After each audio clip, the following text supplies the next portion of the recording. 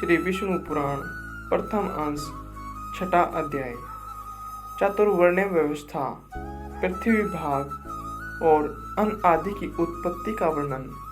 श्री मैत्रेय जी बोले, हे भगवान, आपने जो अर्वाक स्त्रोता मनुष्य के विषय में कहा, उनकी सृष्टि ब्रह्मा जी ने किस प्रकार की, यह विस्तार पूर्वक कहिए।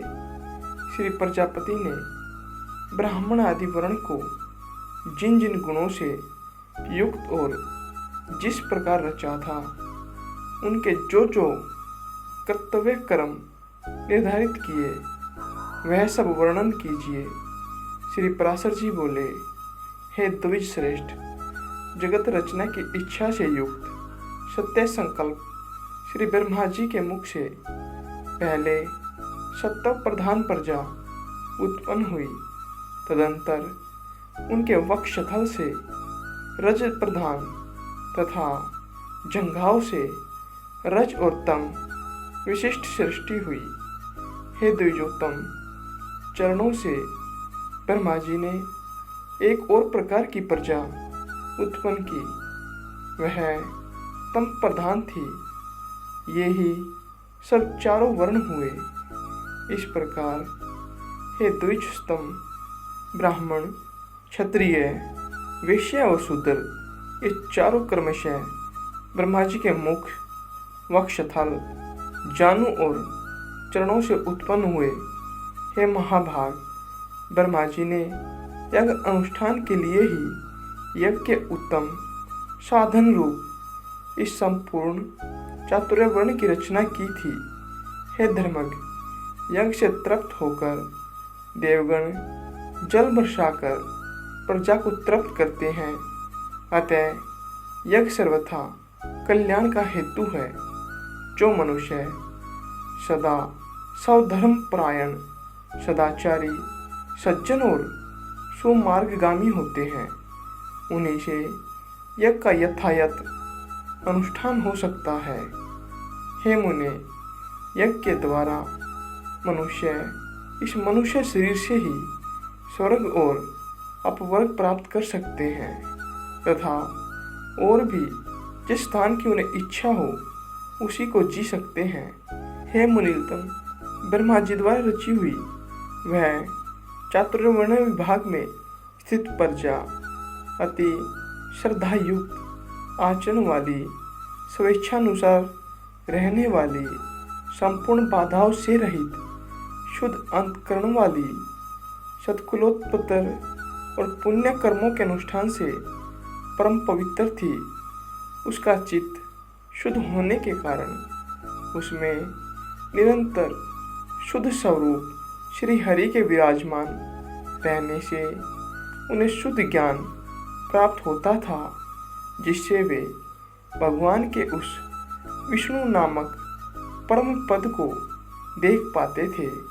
फिर त्रेता युग के आरंभ में हमने तुमसे भगवान के जिस काल नामक अंश का पहले वर्णन किया है, वह अति अल्प सार वाले, सुख वाले, तुच्छ और घोर दुख में पापों को प्रजा में प्रवृत्त कर देता है।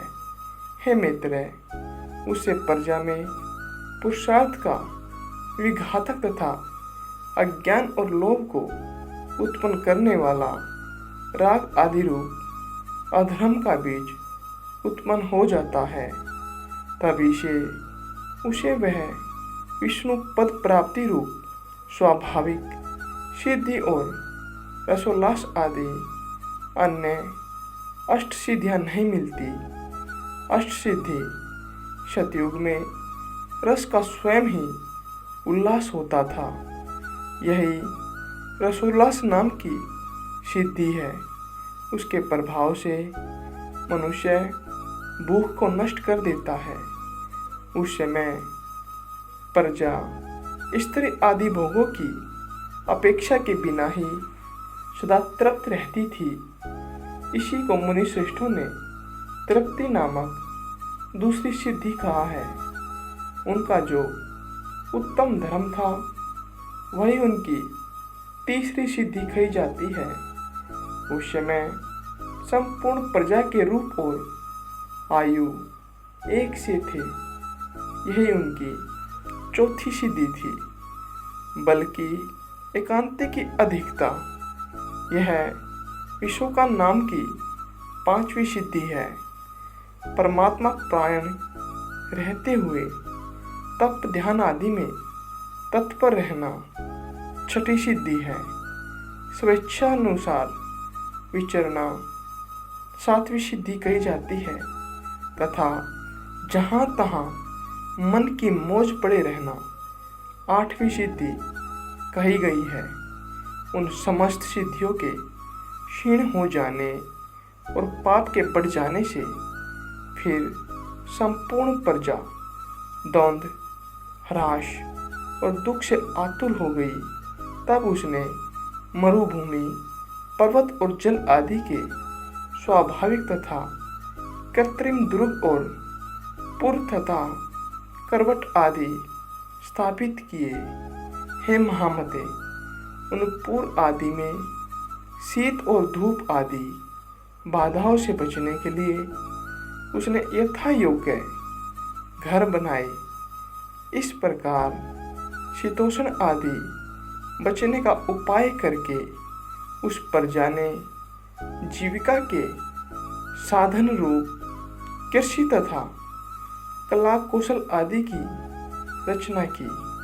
हे मुने, धान, जौ, गेहूँ, छोटे धान्य, तिल, कांगनी, ज्वार, कोदो, छोटी मटर, उड़द, मूंग, मसूर, बड़ी मटर, कुल्थी, राई, चना और सन, ये 17 ग्राम्य औषधियों की जातियां हैं। ग्राम्य और वन्य दोनों प्रकार की मिलाकर कुल 14 औषधियां याज्ञिक है।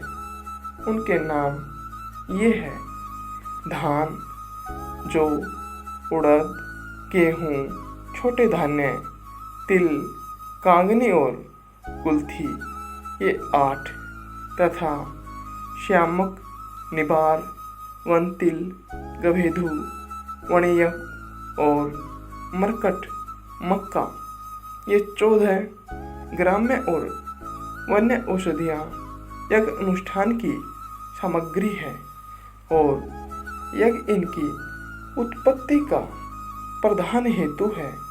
यज्ञों के सहित ये औषधियाँ प्रजा की बुद्धि का परम कारण है। इसलिए ही लोग परलोक के ज्ञाता पुरुष यज्ञों का अनुष्ठान किया करते हैं।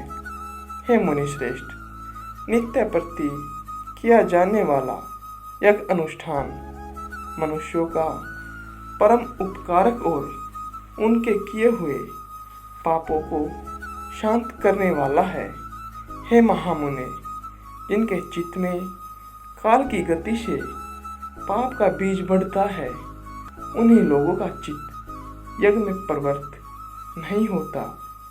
उन यज्ञ के विरोधियों ने वैदिक मत, वेद और यज्ञ आदि कर्म सभी की निंदा की है। वे लोग दुरात्मा, दुराचारी, कुटिलमति, वेद विनंदक और प्रवृत्ति मार्ग का उच्छेद करने वाले ही थे। हे धर्मवानों में श्रेष्ठ मित्र, इस प्रकार कृषि आदि जीविका के साधनों के निश्चित हो जाने पर प्रजापति ब्रह्मा जी ने प्रजा की रचना कर उनके स्थान और गुणों के अनुसार मर्यादा, वर्ण और आश्रमों के धर्म तथा अपने धर्म का भली प्रकार पालन करने वाले समस्त वर्णों के लोक आदि की स्थापना की। क्रमनिष्ठ ब्राह्मणों का स्थान पितरलोक है। युद्ध क्षेत्र कभी न हटने वाले क्षत्रियों का इंद्रलोक है तथा अपने धर्म का पालन करने वाले वैश्यों का वायुलोक और सेवा धर्म प्रायण शूद्रों का गंधर्वलोक है। 88,000 ऊर्ध्वरेता मुनि हैं। उनका जो स्थान बताया गया है वही गुरुकुलवासी ब्रह्मचारियों का स्थान है। इसी प्रकार वनवासी वानप्रस्थों का स्थान सप्तऋषि लोक, गृहस्थों का पितरलोक और सन्यासियों का ब्रह्मलोक है तथा आत्मानुभव से तृप्त योगियों का स्थान अमर पद मोक्ष है। जो निरंतर एकांत सेवी और ब्रह्म चिंतन में मगन रहने वाले योगीजन हैं, उनका जो परम स्थान है उसे पंडित जन ही देख पाते हैं। चंद्र और सूर्य आदि ग्रह भी अपने अपने लोकों में जाकर फिर लौट आते हैं, किंतु द्वादश अक्षर मंत्र ओम नमो भगवते वासुदेवाय का चिंतन करने वाले अभी तक मोक्ष पद से नहीं लौटे। तामिश, अंतामिस्त्र, महारौरव, रौरव, अशिपत्रवन, घोर, कालसूत्र और अविचिक आदि जो नरक है, वे वेदों की निंदा और यज्ञों का उच्छेद करने वाले तथा सब धर्म विमुख पुरुषों के स्थान कहे गए हैं। यहाँ श्री विष्णु पुराण के प्रथम अंश का 6वां अध्याय समाप्त होता है।